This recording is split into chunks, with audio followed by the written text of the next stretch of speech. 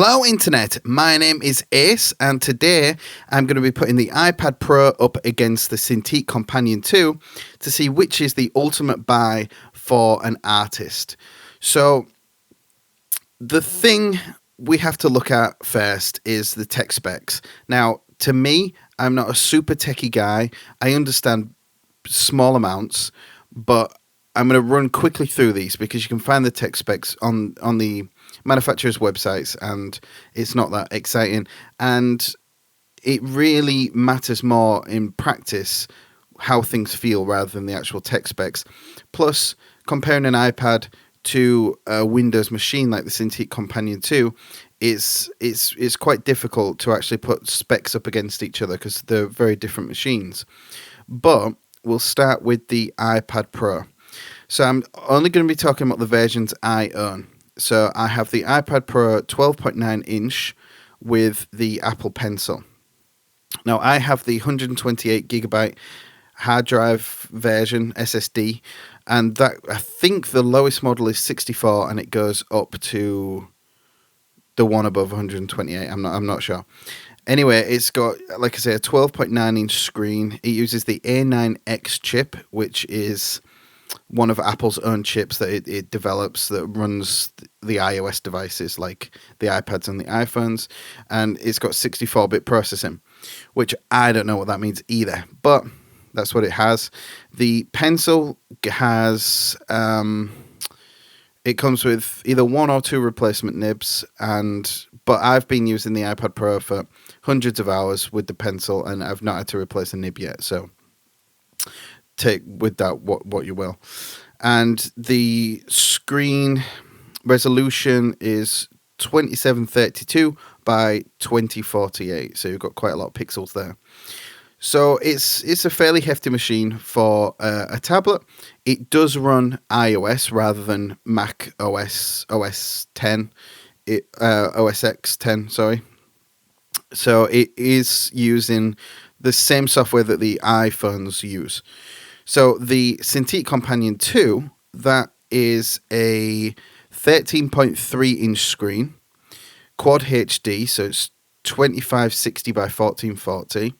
The version I've got uses the i7 processor. I think the bottom model uses like the i3 maybe, and the version I've got uses a 512 SSD, and I think the lowest is maybe 64 gigabyte instead of 512, and the version I've got uses the 16 gigabytes of DDR3 RAM. So this is the top model of the Cintiq Companion 2, and it's got memory card slots down the side, 3 USB slots, and you can use it for as an actual Cintiq. So the Cintiq range from Wacom, whatever, it's basically a screen that you can draw on. You can plug it into your existing computer and draw on the screen, and it will be using your computer's hardware. But the Cintiq Companion has that built in, so you can plug it into your Mac or Windows computer you already have. But alongside that, it has a full-fledged Windows operating system on there, so you can run any software that you can run on Windows. Right, so let's get into the first comparison, which will be the screen. So what I'm going to do is I'm going to go through these different points, discuss which my favourite is between the two, and then move on to the next topic. So screen it's a tough one because I really love the iPad Pro screen. I know it's slightly smaller, it's 12.9 inch, and the Cintiq Companion 2 is 13.3 inch, but it's got a different aspect ratio as well. The Cintiq Companion is like a 16 by 9, so like standard HD size ratio, and the iPad, I'm not entirely sure what the ratio is on that one, but it's kind of squished in at the sides and a bit taller. So it's both perfectly fine for drawing on. I have found though that with the iPad Pro, the iPad Pro's got more pixels running into it, so you get sharper images, and it's honestly a beautiful screen to look at. It is fantastic. When drawing on it though, I've found, and I've done huge paintings on the iPad. I've done just massive paintings. But I have found that when I take things from the iPad onto my Mac, onto my phone, other computer screens as well, things appear a lot darker than what they do on the iPad screen, the iPad Pro screen.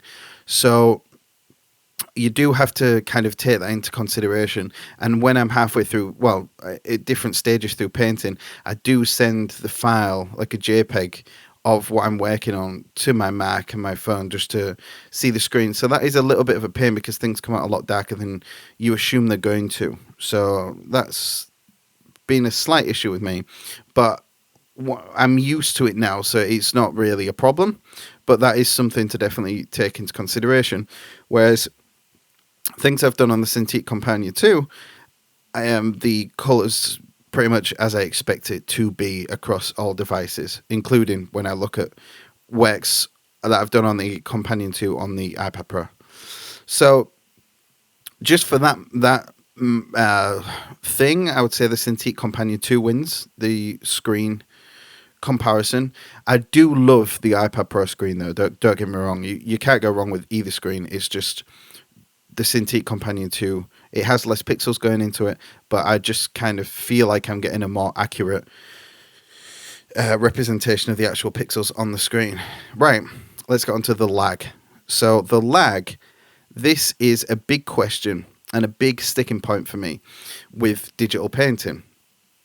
When I'm drawing, especially, with painting you can get away with it slightly, but when I'm drawing I need this super fast, almost like instant feedback where I'm drawing, because it just detaches me from the image if not.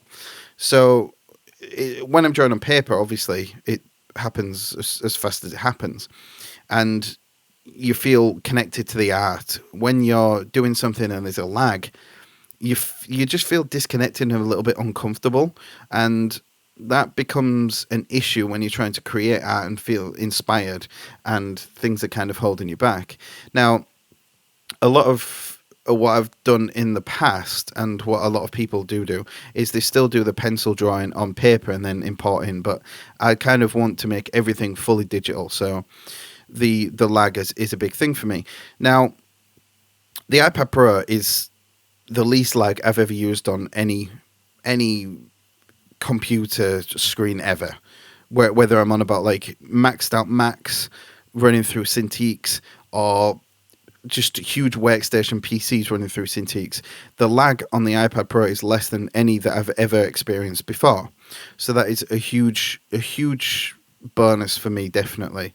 The problem I think arises with the Cintiq and just using a desktop or laptop anywhere is the fact that there's a lot of big bloated software on there.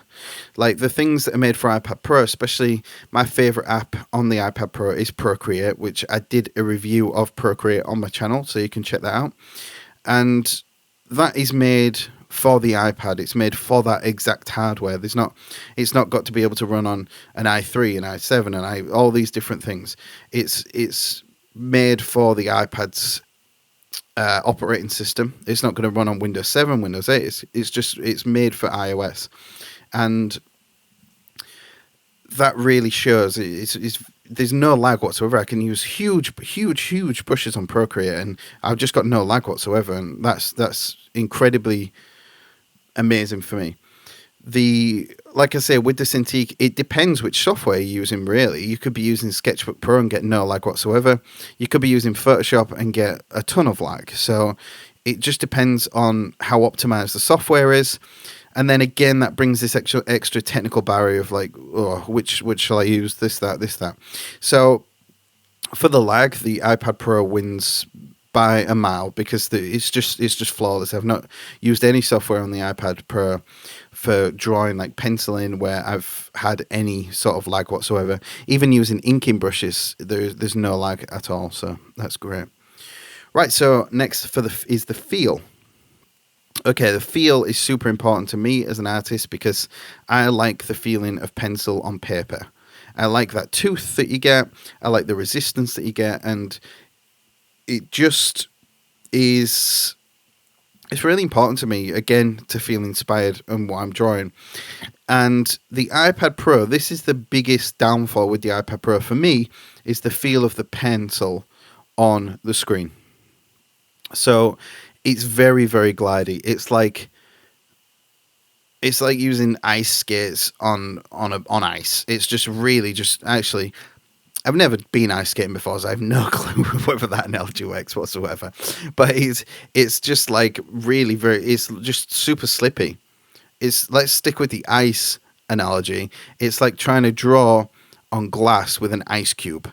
It's just really very slippy. But you do get used to it. Like I've done some of my favorite like pencil rendering stuff, like cross hatching stuff, I've actually done on the iPad Pro. So you do get used to it, but just when you first go on it, you're quite taken aback by like just how slippy and glidey it is. But once you get used to it, it's not that bad. But again, we shouldn't really be making excuses for downfalls and problems. We should be like trying to find something without those problems.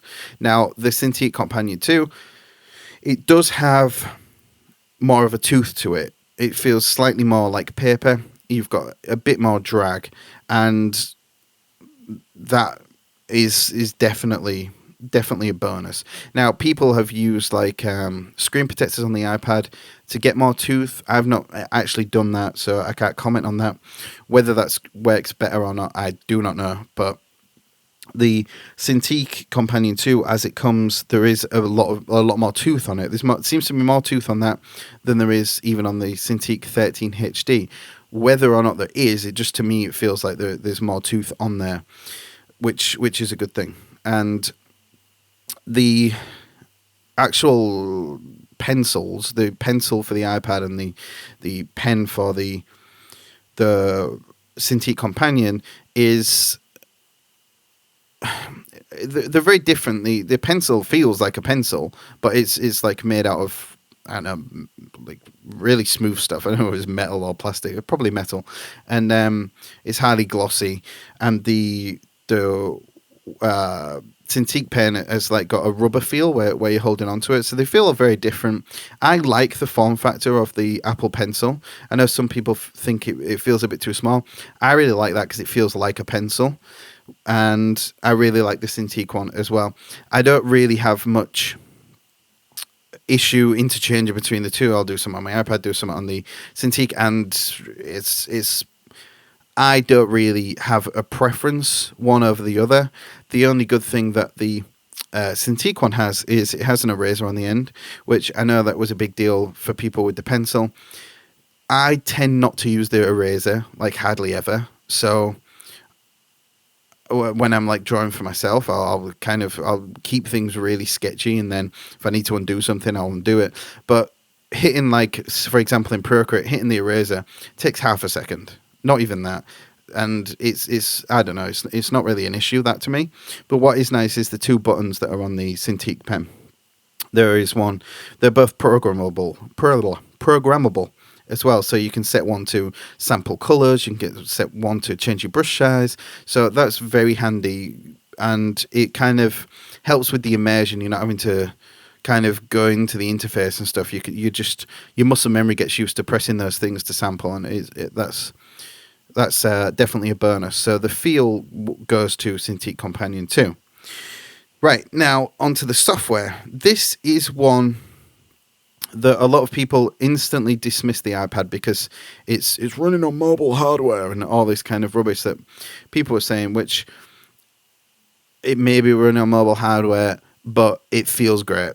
When you're drawing, there's no lag. So to me, the experience is a lot more than what's written on a piece of paper or in a box of tech specs.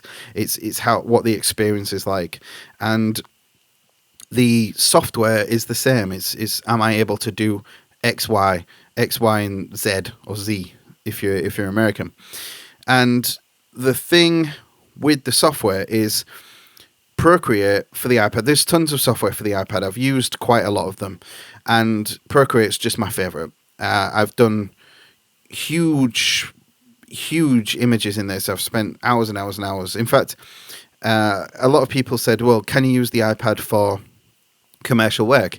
You totally can. It depends. If you've got something you need to do, I don't know, some huge billboard advertisement. It depends what you're doing. If you're doing magazine illustrations and books, you can 100% get away with the iPad. But if you're doing like huge advertisement things and banners where you need these amazingly large canvases, you're not going to be able to do it on the iPad Pro. On Procreate goes up to, I think you can have like, well, I've done like A3, and I've done huge, like 16 by 16 inch at 300 dpi. I think I've done lots of 18-inch, maybe. I've done lots of big things on there, so it's not like you just have to work really small. You can work at 300 dpi and go rather like pretty large. What it does do though is it limits the amount of layers you use. So if you've got a huge canvas, like I just said, you can only use like 4 or 5 layers. If you've got one that's a little bit smaller, you can use, I don't know, 50 layers or whatever it is. I don't tend to use a great deal of layers anyway whilst I'm painting, because I like to have a more traditional feel. So that's not an issue for me, but it may be an issue for you. It's something you have to take into consideration. But Procreate and loads of the software actually on the iPad is definitely enough to do commercial work. You know, if you're going to be working on 50-inch banners and things like that, or whether you're going to be sticking to standard sizes, 8.5 by 11, 24 by whatever. So actually, maybe the square ones I worked on were 24 by 24 inch at 300 dpi. I can't remember. I really can't remember. But you can work on big sizes, and they print really well. I've had things printed, and the question of can you work on commercial pieces? An art gallery opened this week. That was the RSPCA, which is the Royal Society of Protection of Cruelty to Animals over here in the UK, and they wanted me to create a painting for some gallery exhibition that they're putting on. So I did like a slightly caricatured dog, which the painting is on this channel actually. If you click on the channel, I'll just type dog speed painting on my channel search thing, then that will come up, and that is a A3 size, and it took me 55 hours to do. It's a full big painting, and that's in a gallery exhibition, like as we speak right now. So you can definitely work on big projects, definitely. So the next thing is, so the Cintiq Companion 2 software, you can have anything, basically, any software that comes out. You can have super specialized things like Rebel, which I did a sort of first look review on a couple of days ago. You can check that out, which emulates perfect watercolors. And then you can run Photoshop, and then you can run Illustrator if you're into your vector stuff, and you can run Sketchbook Pro, and there's endless amounts of software that you can run. Manga Studio or Clip Studio Paint. And so the Cintiq has to win this one just because the amount of software.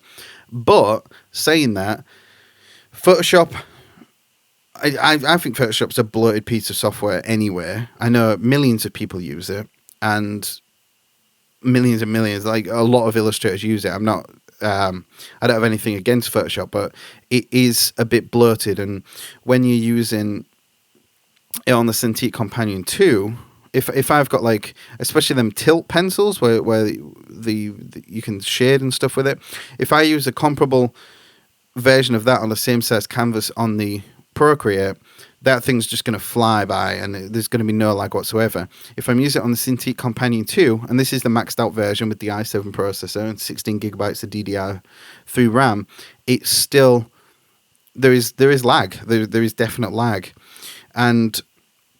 But that's a software issue, but then it's still an issue as an artist, because we tend to go towards Photoshop and things like that. Coral Painter runs fine in it. It runs really well, actually. I've used 16-inch by 9-inch documents on that, and it's run absolutely perfectly fine. Same with Art Rage, and I've used a lot of the software on the Cintiq Companion 2, and it does run them fine. There is some lag with different software, but again, it's more a software issue rather than a hardware issue, because it is a good spec'd piece of kit, really, for the size of it. So, talking about size, let's go on to the portability. So, this is the portability. We've got to talk about battery life. We've got to talk about how easy it is to just kind of jump in your car, go to a coffee shop, go painting landscapes like out in the open, things like that. So for the battery, the iPad Pro wins hands down. Now, I've not really used the Cintiq Companion 2 on the battery, so I'm just going by what other people are saying, but people are getting like 3.5, maximum 4 hours out of this thing with actual use of painting. The iPad Pro, I can get hours and hours and hours and hours off it. I think they say you can get 10. I can maybe get like 7, 8 hours of actual painting time on it. I've not actually timed it, but it's never been an issue for me. I can go any room in my house. I can go out. I've done it. I've used it in coffee shops. I've used it in cars. I've used it everywhere. And the iPad Pro, it's super thin and light, and you can just carry it and take it anywhere and just stick it in a bag and you're good to go. The Cintiq Companion 2, although it comes with its own carry case, which is very nice, it's kind of a lot more heftier. The battery's not as good, and as well, I've heard a lot of bad things. Again, this is not from personal experience, because I don't really move mine around, but the battery, no, not the battery, the charger, sorry, that becomes damaged and doesn't work after people have been like carrying them around for a while. So you've got to take that into consideration. Again, I'm not saying that's happened to me. I'm just saying I've read that multiple times on the internet. So it's something to bear in mind. The iPad, on the other hand, you get a good charge out of it. The pen lasts like a good 10 hours of constant use, so you don't have to charge it up very often. If you do need to charge it up, you can plug it into the iPad itself.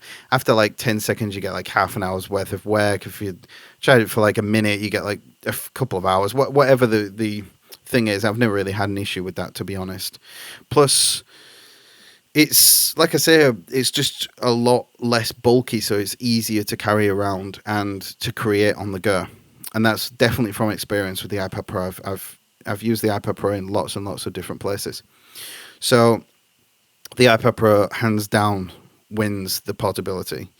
So the price. With the Cintiq Companion 2, you are getting, like I say, a fully fledged Windows computer.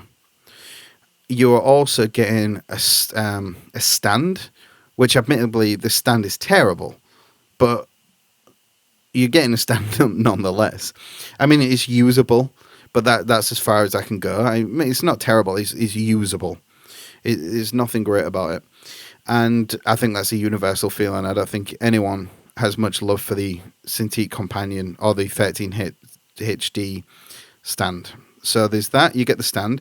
You get a carry bag with a very nice little carry bag. It's like this grey kind of thing. Just zip it in there. It's got pouch for your keyboard or for your pen or whatever.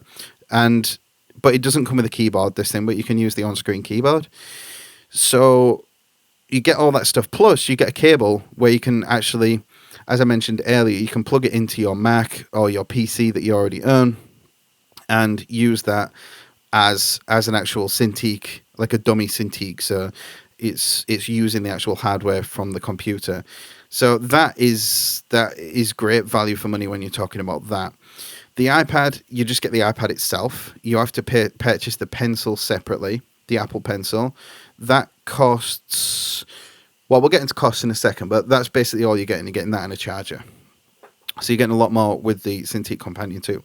So if we get to the actual numbers, I'll talk about in dollars and then in pounds, because I'm obviously British. And the Cintiq Companion 2, for the very base model, which is an i3 processor, 4 gigabytes of RAM, I think, that, I mean, you're really not going to be able to run much software on that, in my opinion. Just how the top model works, I really can't see that that version is going to run very well. But again, I've not used it, so I can't really go slagging it off like that. You're going to have to talk to people who have tried it. But that starts at $1,300 and goes up to $2,500. And the Wacom store over here, you could set it to euros, but I couldn't set it to actual like pounds, which the euros and the pounds are fairly comparable. It's 1,400 to again 2,500. So it's a similar number from the US dollars, which we have a better exchange rate over here. So that means that if you're living in America, you're getting it a lot cheaper than you're actually getting for it over here. I know that sales tax and stuff applies, so maybe not. Maybe it works out around the same. I'm not sure. So it's very expensive. I mean, the base model is 1,400. That's very, very expensive. And the model I've got is 2,500 pounds and dollars and euros, whatever. I did actually manage to get this for around £2,000, brand new. I just searched around on the internet a little bit. So you can actually get a bit of a better deal. But I mean, £2,000 is £2,000 at the end of the day. It's not exactly... It's not super cheap, but you're getting a full computer for that. The iPad Pro itself starts at $800 and goes all the way up to $1,300. But that is for the version like with the cellular thing, so you can use like 4G and stuff out and about. I didn't get that. The model I've got is 128 gigabyte model. That's $950, and so that's for the full software, hardware, sorry. The pencil itself costs another $100 on top of that. So you're looking at $1,050 for the model I have. You could probably get the 64 gigabyte one and not have any issues whatsoever, especially for transferring things over. So that would be like, including the pencil, that would be like $900, I think. So that's a good price. And for pounds, it starts at 680 for that base model, which again, I recommend that one, and goes all the way up to around £1,000, which again is still quite a lot. But the version I've got is £800, and the pencil over here is 79, so £80. So my version, all in all, £880. The base model would be, I don't know, what would that be? Like £760 for that with the pencil, and the very top model would be £1,100. So you're looking at, if you're talking about the usable the model I have, for both, you're looking at pretty much half the price, less than half the price for the iPad Pro. So for the price, the iPad Pro wins. For me, hands down, because it's half the price. It's a big difference. So the overall winner, this is definitely a personal thing. I cannot say to each individual, oh, the iPad Pro is better, the Cintiq is better. It depends on your individual needs. If you're needing to work on huge canvases and things like that, then the huge canvases, then the Cintiq Companion 2 you're going to need that. If you're happy working on still huge canvases but not unlimited size, then the iPad Pro is fantastic. If you need specialized vector stuff, like if you work in Illustrator, there is like replica things on the App Store, but none that I've used so far have come anywhere close to how good Illustrator is. So there is that. It really depends on your style as well. If you're more painterly, I don't think you can go wrong with the iPad Pro and Procreate. Procreate is a fantastic bit of kit. It's amazing. It's great. I've done like really huge painterly things with that. You could probably do comic books quite fine in it and everything like that as well. So it really depends on your style. If you're flexible, if you need to do a lot of 3D things as well, then you're going to be looking at the Cintiq Companion 2 rather than the iPad Pro. Another thing to consider, though, is the actual price of software. If you're talking about the Procreate, it's like maybe $10, £6, something like that. It's not a lot of money, whereas you can't get software for that price on the Cintiq. I mean, you can get some freeware ones, which are apparently very good. but I can't really comment on them because I've not used them. But if you're talking about the actual standard softwares that are used, then Photoshop, which now is a subscription, it's like maybe $20 a month or something like that, and so that adds up over time. Then you've got the whole every time you're buying software, you're spending a good load of cash. I think like I can't remember how much Coral Painter was. It was like maybe £250 or something like that. So you've got a lot of money there and a lot of investment in the software. But that software is professional software used every day around the world by artists and illustrators. So it really depends. If you just want something to go out and about and sketch with, I don't think you can go wrong with the iPad Pro at all. Like definitely, it's the ideal device. You've got battery. You've got great software. With the Cintiq Companion 2, the battery's nowhere near as good and things like that. So it really depends on what you're wanting to use. If you're going to use it at home more on your desk or whatever for illustration stuff, Cintiq Companion 2 is probably the way to go. But again, you can do that stuff with the iPad Pro.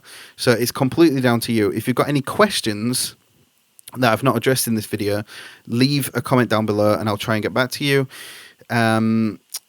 Do all the things, tickle my down below, click the likes underneath and subscribe as well, and you can see more videos like this and further videos in the future that I'll do about the iPad, the Cintiq, and just lessons that I come out with pretty much every day of the week, Monday to Friday. So yeah, take care and I'll see you next time.